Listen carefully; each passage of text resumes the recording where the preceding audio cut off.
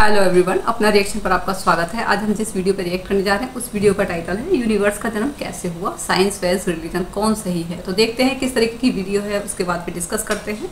और ये क्वेश्चंस बहुत ज़्यादा आते हैं माइंड में कि मतलब किस तरीके से हमारी उत्पत्ति हुई है। तो धर्म में तो कुछ अलग लिखा रहता है, साइंस क्या कहती है, सबके अपने अपने विचार होते हैं।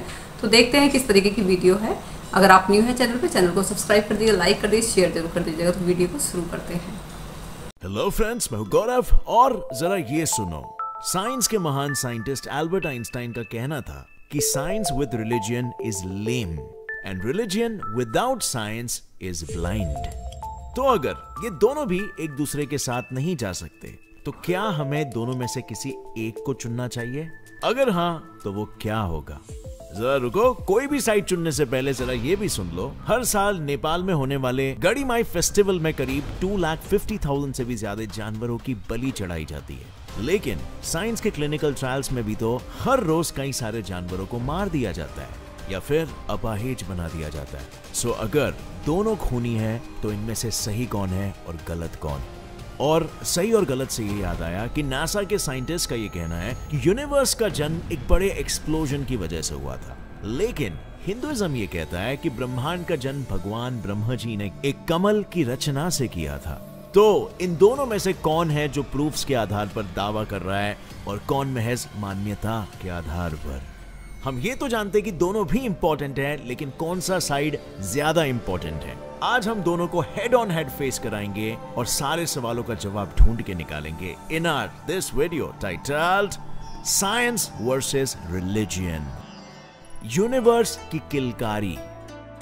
हिंदुइज्म में लिखे हुए श्रीमद् भगवद गीता और वेदों के अनुसार हम अभी ब्रह्मा जी के 51st वर्ष के पहले दिन में जी रहे हैं। काफी इंटरेस्टिंग थॉट है, राइट? शायद आप नहीं समझे होंगे। देखो, हिंदुइज्म के अनुसार हमारे ब्रह्मांड का जन्म ब्रह्मा जी के साथ ही हुआ था और उसका अंत भी उन्हीं के साथ होगा, क्योंकि वो ब्रह्मा जी है जिन्होंने धरती पर सारे जीवन के रूपों का निर्माण किया है। लेकिन there's a catch, बाकी गॉड्स की तरह ब्रह्मा जी अमर नहीं है। उनकी आयु टोटल सिर्फ 100 ईयर्स है।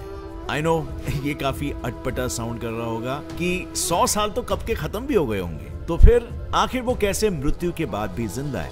तो देखो, जब मैंने कहा था ना 100 साल, तो मैं ह्यूमन ईयर्स की बात नहीं कर रहा हूँ। ब्रह्मा जी के आयु का एक साल ह्यूमंस के लिए 3.1104 बिलियन ईयर्स जितना लंबा माना जाता है। सो अगर इसके बेसिस पर कैलकुलेट किया जाए तो हमारा यूनिवर्स तकरीबन 155.52 ट्रिलियन ह्यूमन ईयर्स पहले पैदा हुआ था और उसका कुल जीवन 311.04 ट्रिलियन ह्यूमन ईयर्स जितना लंबा चलेगा।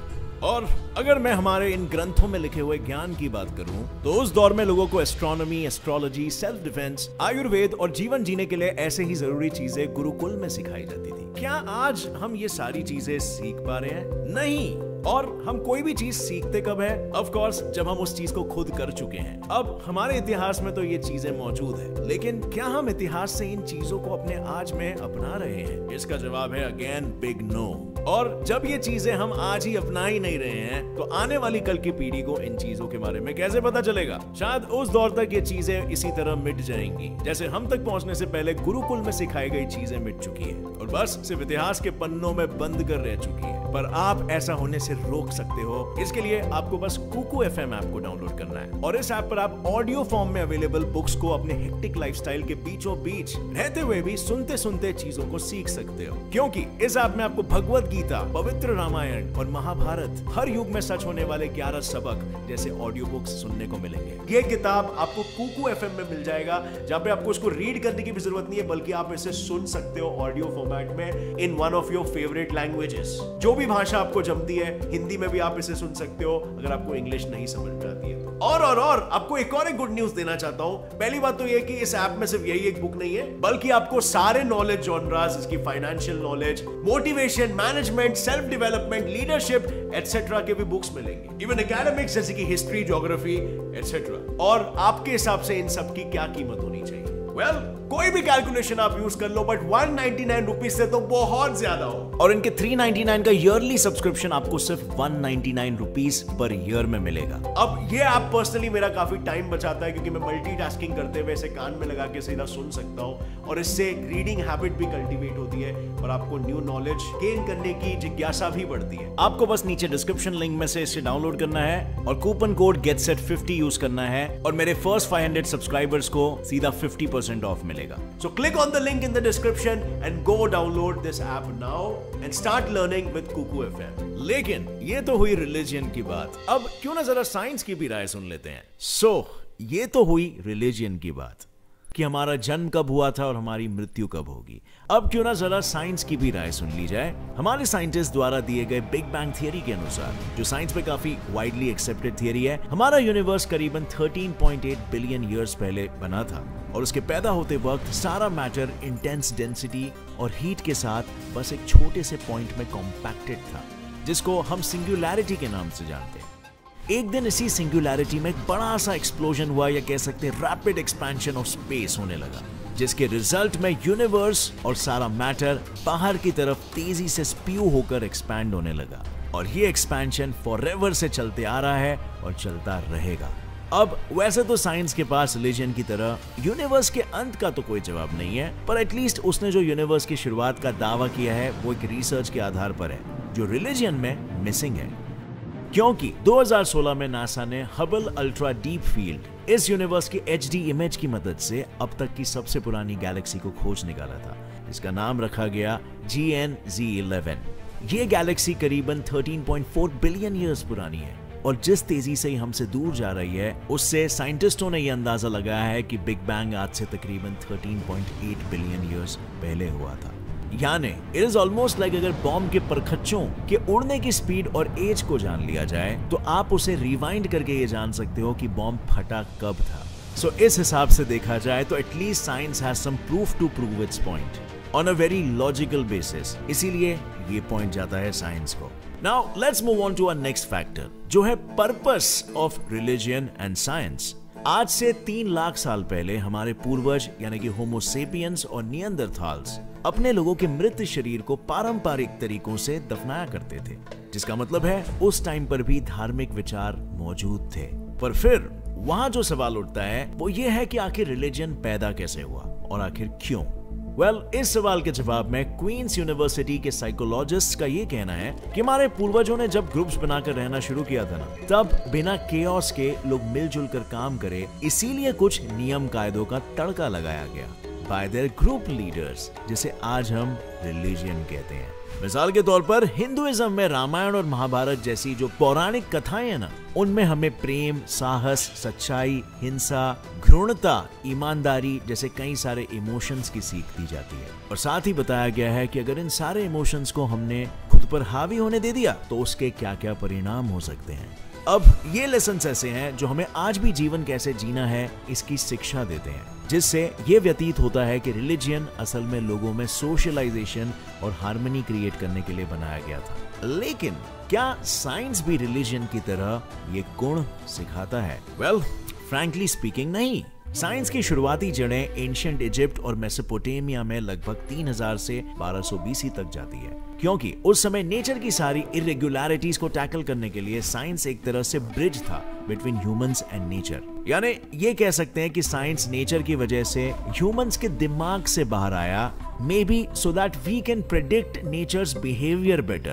In fact, 4th century BC के ancient Greek philosopher Aristotle का तो ये भी कहना था कि साइंस के प्रैक्टिकल, पोएटिकल और थियोरेटिकल ऐसे 3 रूप होते हैं और उनमें कोई दबाव या मर्यादा नहीं होती। उनके अनुसार साइंस सिर्फ ह्यूमन के क्यूरियोसिटी की भूख मिटाने का तरीका होता है, जिससे इंसान का दिमाग एक्चुअली में तंदुरुस्त रहता है। इनफैक्ट आपकी क्यूरियोसिटी एक संकेत है कि आप में शायद डिप्रेशन के लेवल्स बहुत कम है।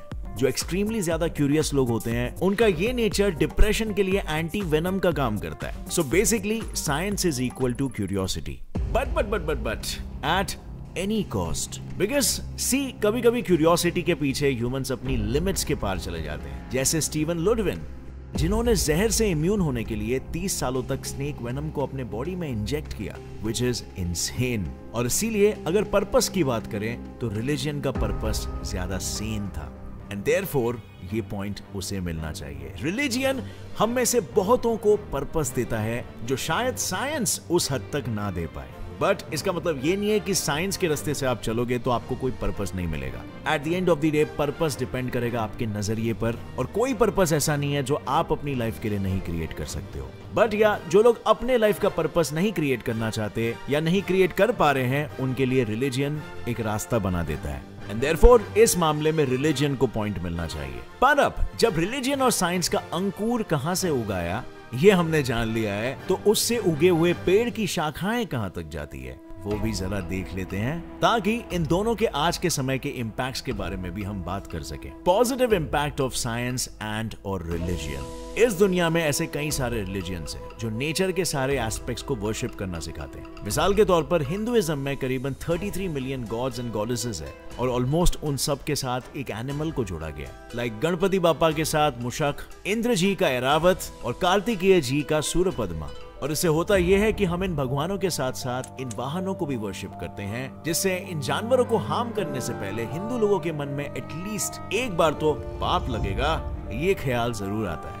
पर क्या धर्म में बताई गई सारी बातें इतनी ही वेल थॉट होती है, या हम उन बातों को अपने कन्वीनियंस के अनुसार उनका मतलब निकाल लेते हैं? क्योंकि जैसे कि मैंने पहले बताया, जब हम समाज में मिलजुल कर रहने लगे थे तब इस समाज को ढंग से चलाने के लिए कुछ नियम और कानून बनाए गए थे, और हमारे ऋषि मुनि इन्हीं कानूनों को किताबों में लिखकर एक स्टोरी के रूप में अगली पीढ़ी तक पहुंचाने लगे। लेकिन धर्म की सारी बातों का पालन अच्छे से हो और उसका डर सभी के मन में बना रहे, इसके लिए विद्वानों ने ये सारी किताबें भगवान से जोड़ दी और लोगों के मन में ये डर बैठा दिया कि इन किताबों के विरुद्ध जाना मतलब भगवान के विरुद्ध जाना। अब हो सकता है बिल्कुल कि ये बातें शायद उस समय के लिए सही भी हो, पर वो समय और आज की दुनिया में बहुत फर्क है। हमारी बढ़ती टेक्नोलॉजी के साथ हमारे एथिक्स में भी चेंजेस आना बेहद जरूरी हो चुका है, और रिलीजियन शायद यहाँ पर हार जाता है। वो खुद में आज की तारीख में बदलाव नहीं लाना चाहता, और चाहे फिर किसी की जान ही क्यों ना चली जाए। और पता है इसका सबसे बड़ा एग्जाम्पल कौन है? The great scientist Galileo. साल 1632 में सर गैलीलियो ने एक बुक पब्लिश की थी जिसमें उन्होंने कहा था कि सन अर्थ के अराउंड नहीं बल्कि सारे प्लैनेट सन के अराउंड ऑर्बिट करते हैं। लेकिन ये बात वहां के चर्च और धार्मिक लोगों को हजम नहीं हुई, क्योंकि बाइबल के अनुसार अर्थ यूनिवर्स का सेंटर है और सारी चीजें अर्थ के अराउंड ही ऑर्बिट करती है। बाइबल के हिसाब से उस समय के लोग जियोसेंट्रिज्म का मॉडल फॉलो करते थे, और इसीलिए गैलीलियो के इस धर्म विरोधी बात के आधार पर चर्च ने उन पर वीहीमेंट सस्पेशन ऑफ हेरेसी या सिंपली कहूं तो ब्लास्फेमी का इल्जाम लगाया और उन्हें उम्र भर हाउस अरेस्ट की सजा सुना दी।